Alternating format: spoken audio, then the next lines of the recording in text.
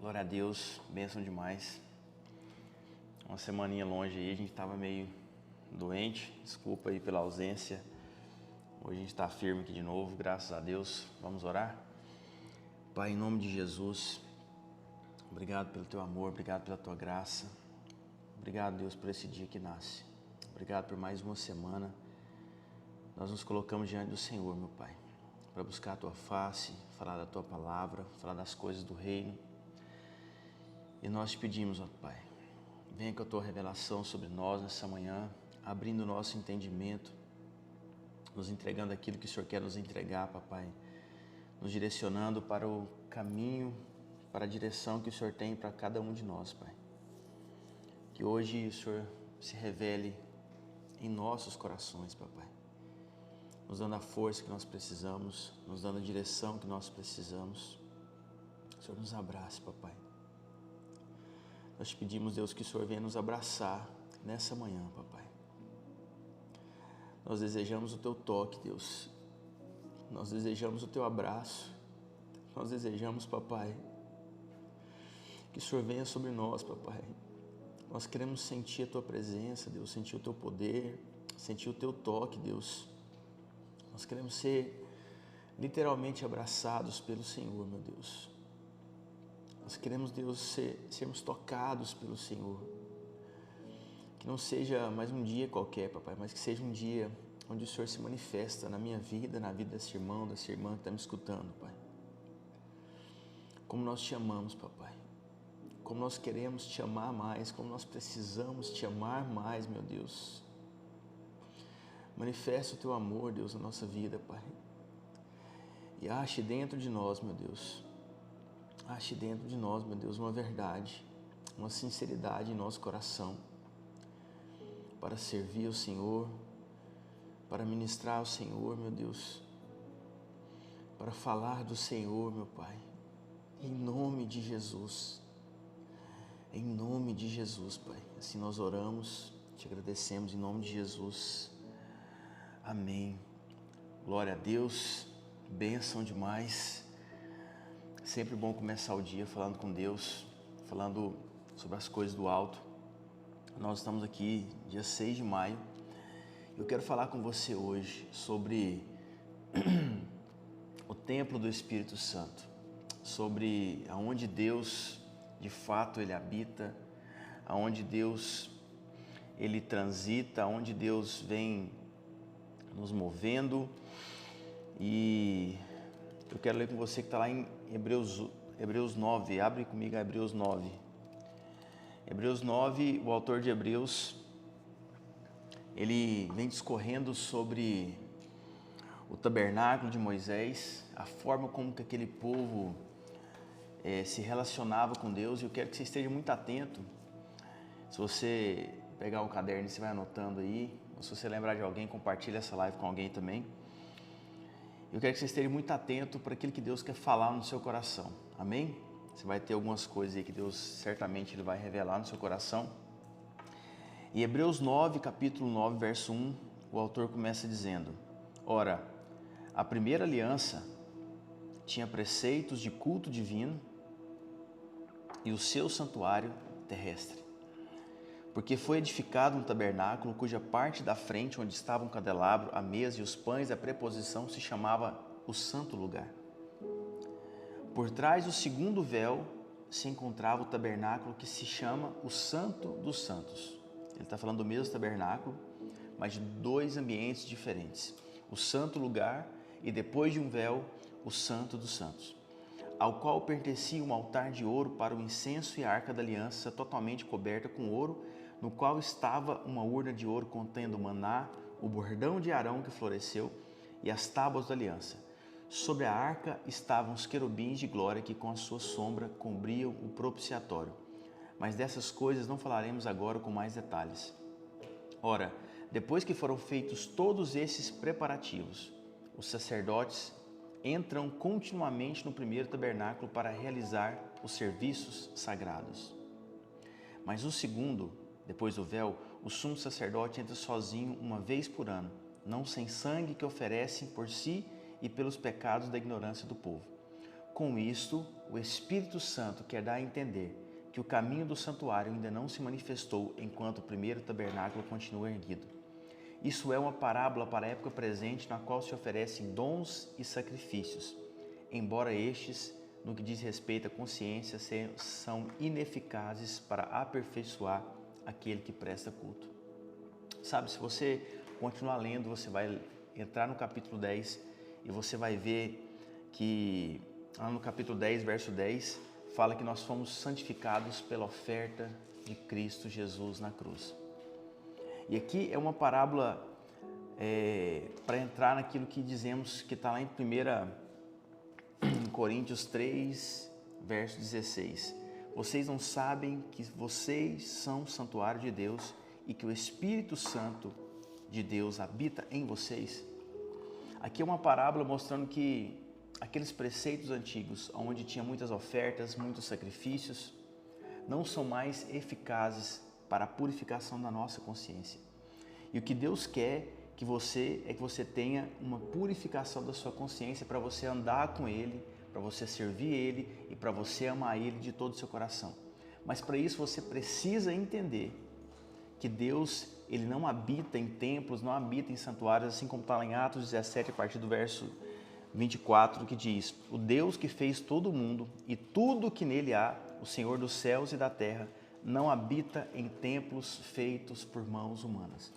Mas, inevitavelmente, nós ainda temos uma visão templária de Deus. Que visão é essa? Que nós precisamos estar em algum lugar para Ele vir e se manifestar, um lugar onde as pessoas servem com seus dons, com seus sacrifícios, com as suas ofertas, e Deus se manifesta naquele meio, porque Ele é poderoso e Ele se agrada das ofertas daquele povo. Mas isso está totalmente desconectado com a vontade de Deus. O que o autor de Hebreus está dizendo, principalmente no verso 9 do capítulo 9 que nós acabamos de ler, que eu vou repetir para você, que fala: isto é uma parábola para a época presente, na qual se oferecem dons e sacrifícios, embora estes, no que diz respeito à consciência, são ineficazes para aperfeiçoar aquele que presta culto. Ou seja, não passa de ordenança de homens. O que Deus quer de você é que você não precisa dar os seus dons, os seus sacrifícios, as suas ofertas, mas que você dê o seu coração para Ele habitar. E quando você entende isso, você gera uma conexão tão profunda com Deus que Ele começa a te usar em qualquer lugar que você estiver. E é exatamente isso que Deus quer que você entenda. Isso não vai contra o seu culto que você presta na sua igreja, domingo, terça, quinta, qualquer dia que seja. Mas você precisa saber que aquela movimentação como corpo de Cristo é uma celebração, juntamente com os seus irmãos, para adorar, para honrar a Deus, mas que Ele habita dentro de você. Aquilo não é o fim, não é o princípio das coisas. Deus habita dentro de você. E você precisa manifestar isso todos os dias da sua vida. Por quê? Porque quando você acorda, você vai para o seu dia com a consciência de que Deus está dentro de você. Ele tem liberdade para falar no seu coração. Ele tem liberdade para direcionar você. Ele tem liberdade para instruir você o caminho que você deve seguir. Assim como está lá em Salmos 32, verso 8. Ele tem liberdade para te ensinar o caminho que você precisa seguir. Ele tem liberdade para manifestar a vontade dEle aonde você estiver, em meio aos irmãos que você está andando. É essa a consciência que Deus quer que você tenha. Essa é a consciência que Deus quer que você ande com essa verdade nessa terra. E você precisa tomar posse dessa promessa, tomar posse dessa palavra. Porque existem pessoas que acreditam que Deus, Ele só se manifesta a partir dos dons, dos sacrifícios, das ofertas. Mas a palavra nos diz que Ele habita dentro de você. E que não importa se os seus dons são lindos, bonitos, maravilhosos, magníficos, ou se a sua oferta, seja em dinheiro, seja em tempo, ela é maior, melhor do que a do irmão que está do lado. O que importa de verdade é se o seu coração está purificado. Porque aqui nada mais é que a gente só está nos ensinando que para a gente servir a Deus com excelência, a gente tem que ter um coração puro diante dEle. E um coração puro diante dEle é o coração que reconhece que Jesus ele foi o sumo sacerdote ao mesmo tempo que foi a oferta por nós. Porque aqui o autor de Hebreus estava dizendo que aquele sacerdote que entrava naquele tabernáculo, ele levava uma oferta, para purificar o povo. E mais adiante ele vai dizer que Jesus entrou e ele foi o sumo sacerdote, ele foi a própria oferta e ele rasgou o véu. Se você começar a ler e for lá no Hebreus 10, no próximo capítulo, a partir do verso 19, vai dizer: portanto, meus irmãos, tendo ousadia para entrar no santuário pelo sangue de Jesus, pelo novo e vivo caminho que ele nos abriu por meio do véu, isto é, pela sua carne, e tendo um grande sacerdote sobre a casa de Deus, aproximemo-nos com o coração sincero e em plena certeza da fé, tendo o coração purificado de má consciência e o corpo lavado com água pura. Sabe o que é isso? Eu vou ler para você. Pelo novo e vivo caminho que ele nos abriu por meio do véu. Esse é o caminho que você deve seguir. Entender que Deus, ele está fluindo de dentro de você. E quando você se alimenta da palavra dele, você se purifica cada vez mais. E você se lava cada vez mais. E você se torna apto cada vez mais para Deus te usar no meio que ele vai fazer você transitar.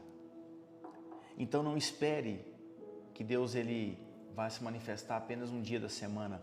Uma hora é muito pouco para ele vir e encher você. Ele quer te encher diariamente.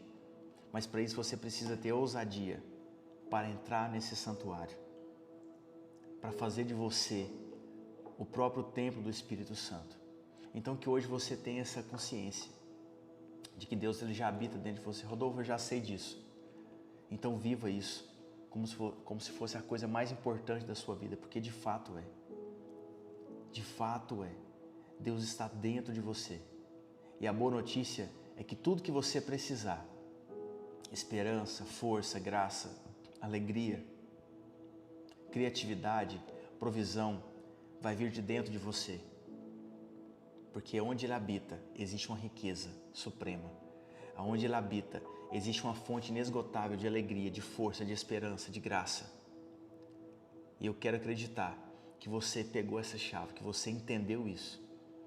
E que você não vai mais ficar buscando fora coisas que já estão dentro de você.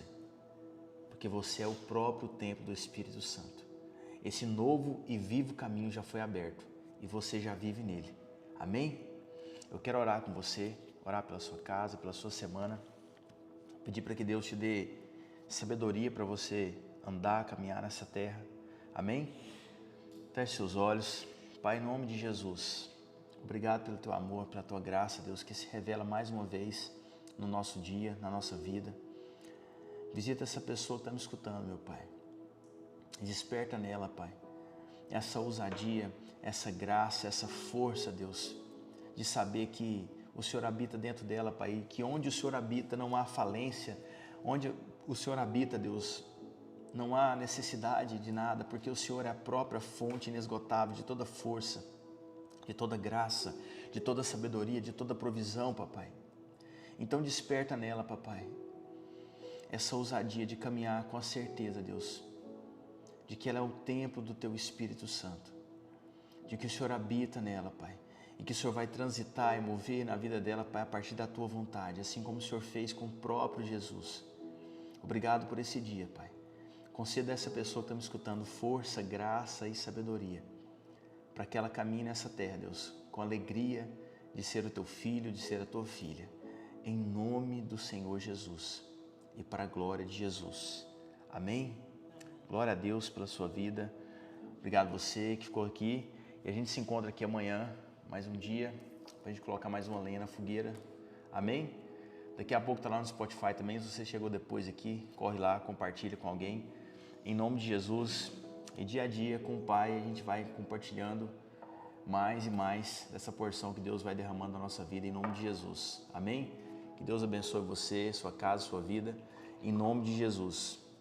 Abraço.